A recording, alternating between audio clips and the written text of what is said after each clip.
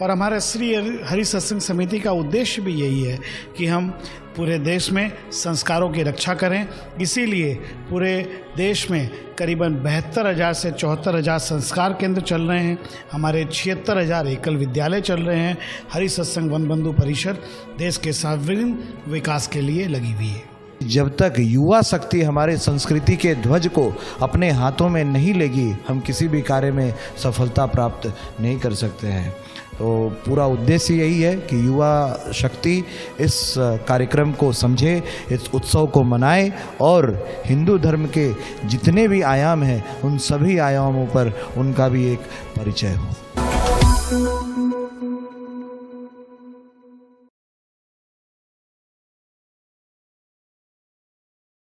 हिंदू संस्कृति के नव वर्ष की पूर्व संध्या पर कोलकाता के कला मंदिर सभागार में एक शाम संस्कारों के नाम कार्यक्रम का भव्य आयोजन किया गया। एकल अभियान के अंतर्गत श्री हरि सत्संग समिति व वन बंधु परिषद कोलकाता चैप्टर के तत्वावधान में यह संयुक्त आयोजन था। मौके पर परम पूजनीय पंडित विजय शंकर मेहता के मधुर वाणी से पूरा सदन मानो भाव विभोर हो उठा। इससे पहले कार्यक्रम की शुरुआत दीप प्रज्वलन के साथ की गई। स्वागत संबोधन श्री हरि सत्संग समिति कोलकाता चैप्टर के अध्यक्ष प्रदीप रावलवासिया ने दिया। मौके पर प्रधान अतिथि के तौर पर देश के प्रसिद्ध उद्योगपति व समाजसेवी पद्मश्री प्रहलाद राय अग्रवाला, वन बंधु परिषद के राष्ट्रीय संरक्षक उद्योगपति व समाजसेवी सज्जन कुमार बंसल, समाजसेवी रतन लाल पारख, विश्वनाथ सेक्सरिया, द्वारका प्रसाद टांटिया, उद्योगपति व विशिष्ट समाजसेवी प्रदीप तोदी, रमेश सरावगी, रमेश माहेश्वरी, नीरज हारोदिया आदि उपस्थित थे। कार्यक्रम के दौरान प्रहलाद राय अग्रवाल का सम्मान किया गया। अपने वक्तव्य में प्रहलाद राय अग्रवाल ने कहा कि भारत का भविष्य बहुत ही उज्जवल है। देश में 65% आबादी नौजवानों की है, जिसमें से 50% 29 वर्ष से कम है, अर्थात भारत के पास एक अच्छा युवा दिमाग है। यही वजह है कि दुनिया के तमाम बड़ी कंपनियों के मुख्य कार्यकारी अधिकारी भारतीय हैं और यही संस्कार हमें दिन प्रतिदिन आगे ले जा रहा है। कार्यक्रम 3 बार ओंकार ध्वनि से प्रारंभ हुआ। वनवासी कलाकारों ने भजन गाकर वातावरण को भक्तिमय कर दिया। सोनिया खटोर ने गीतों की प्रस्तुति की। पूरा वातावरण श्री हनुमान चालीसा के महामंत्र से गुंजित हो उठा। पंडित विजय शंकर मेहता जी के व्याख्यान ने पूरे सभागार को जैसे बांध कर रख दिया। पंडित जी ने कहा कि राक्षस वृत्ति से बचाने के लिए कवच केवल संस्कार ही हैं। उन्होंने कहा कि राक्षस संवत्सर इस साल हावी होने वाली है। इसका कारण देर से उठना, देर से सोना, खुलेआम मदिरा का पान करना है। संस्कृति की माने तो इस बार के राजा शनिदेव होंगे। वे धार्मिक भावनाओं को पोषित करेंगे। शनिदेव से डरने की आवश्यकता नहीं है। इस बार खूब कमाई होगी, लेकिन महंगाई भी साथ में काफी होगी। उन्होंने कहा कि संस्कार के दम पर ही हम अपने जीवन को आसान बना सकते हैं। शरीर, मन और आत्मा के स्वास्थ्य का ध्यान रखना होगा। इससे पूरा वर्ष अच्छे से गुजरेगा। इस साल 9 संवत्सर में रोग से कष्ट भी होगा, पीड़ा भी होगी और शोक भी पैदा होगा। और ये सब बहुत अच्छे से अभी 2 साल अनुभव कर चुके हैं, तो मुझे बहुत समझाने की जरूरत है नहीं। पर यदि आपको इन तीनों स्वास्थ्य पे काम करना है तो संस्कार, मैंने फिर आपसे कहा, एक कवच है। संस्कार क्या होते हैं इससे तो हर साल मैं बोलता रहता हूं, पर आइए जरा विचार करें। हमारा शरीर 10 इंद्रियों का योग है। 5 कर्मेंद्रियां हैं, 5 ज्ञानेंद्रियां, यही शरीर है। 5 कर्मेंद्रियां, हाथ, पैर, मलमूत्र की 2 इंद्रियां और कंठ। 5 ज्ञानेंद्रियां, आंख, नाक, कान, त्वचा, जीभ। अगर हम इनको ठीक से समझ लें, इनका उपयोग ठीक से कर लें, पर इनका राजा कौन है? मन इनका राजा है। और यदि आपने मन को छूट दी तो वो इंद्रियों से वो सारे काम करा लेगा, वो सारे। जरा ध्यान देना, शरीर महाराज का प्रतिनिधि पशु कौन है? भैंस। उनका प्रतिनिधि पशु है। इसलिए हमारे यहाँ कहावत चलती, अकल बड़ी की भैंस। कभी आपने अकल लगाई थी? कहावत क्यों पैदा होती? अकल तो भैंस की क्या लेना देना? लेकिन ऐसे क्यों कहा होगा? ऐसा इसलिए कहा कि भैंस वो प्राणी है कि दूध सब पीते हैं पर है प्रमादी। वन बंधु परिषद के राष्ट्रीय संरक्षक सज्जन कुमार वंसल ने एकल अभियान के क्रियाकलापों की जानकारी दी।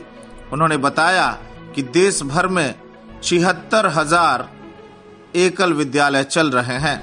वहीं 76,000 संस्कार केंद्र भी सफलतापूर्वक चल रहे हैं। इसके अलावा 56 वीडियो रथ संचालित हो रहे हैं। 1 लाख गांवों में एकल विद्यालय के माध्यम से, संस्कार केंद्र के माध्यम से, आरोग्य के माध्यम से और स्वाभिमान जागरण के माध्यम से एकल अभियान ने जो दीपक जलाया वो आज बहुत बड़ा काम कर रहा है। अंधेरा तो घना है, लेकिन दीपक जलाना कहाँ मना है। हमने आज से 32 साल पहले जो सोचा कि समस्याएं तो बहुत है, इतना बड़ा देश, हमारा देश कैसे संगठित होगा, हमारा देश इतनी भाषाएं, इतनी जातियां, इतने विचार, इनको सबको कैसे एक सूत्र में पिरोया जाए। और वन बंधु परिषद की स्थापना हुई आप सबके सहयोग से। आज हम 76,000 वर्तमान में, कभी हमारा 1 लाख विद्यालय चलते थे, लेकिन अभी हम क्योंकि क्वालिटी के बारे में उसको ठीक करने के लिए अभी वर्तमान में 76,000 स्कूल चल रहे हैं। धन्यवाद ज्ञापन श्री हरि सत्संग समिति के सचिव सुभाष मुरार का द्वारा किया गया। प्रदीप रावलवासिया ने इस अवसर पर कहा कि ऐसे कार्यक्रम हमें ऊर्जा प्रदान करते हैं, साल भर कार्य करने के लिए प्रेरित करते हैं। संस्कार हर किसी के लिए बहुत जरूरी होता है। अगर अच्छे संस्कार हमें प्राप्त हों तो इसका फायदा न सिर्फ हमारे आसपास के लोगों को बल्कि दूसरे लोगों को भी होता है। सुभाष मुरारका ने हिंदी नववर्ष की शुभकामना देते हुए कहा कि विगत कई वर्षों से हम लोग ऐसा कार्यक्रम आयोजित करते आ रहे हैं, लेकिन कोरोना काल की वजह से 2 वर्षों से अंतराल रह गया। ये कार्यक्रम श्री हरि सत्संग समिति वन बंधु परिषद के तत्वाधान में हर साल हम लोग करते आ रहे हैं। 2-3 साल से इसको वर्चुअली किया गया, लेकिन आज 2.5 साल बाद पुनः इसको फिजिकल रूप में कला मंदिर में किया गया है। इसमें पंडित विजय शंकर जी मेहता हर साल की तरह यहाँ आकर के संस्कारों पे अपना व्याख्यान देते हैं। उसी उद्देश्य से ये कार्यक्रम रखा गया है। और हमारा श्री हरि सत्संग समिति का उद्देश्य भी यही है कि हम पूरे देश में संस्कारों की रक्षा करें।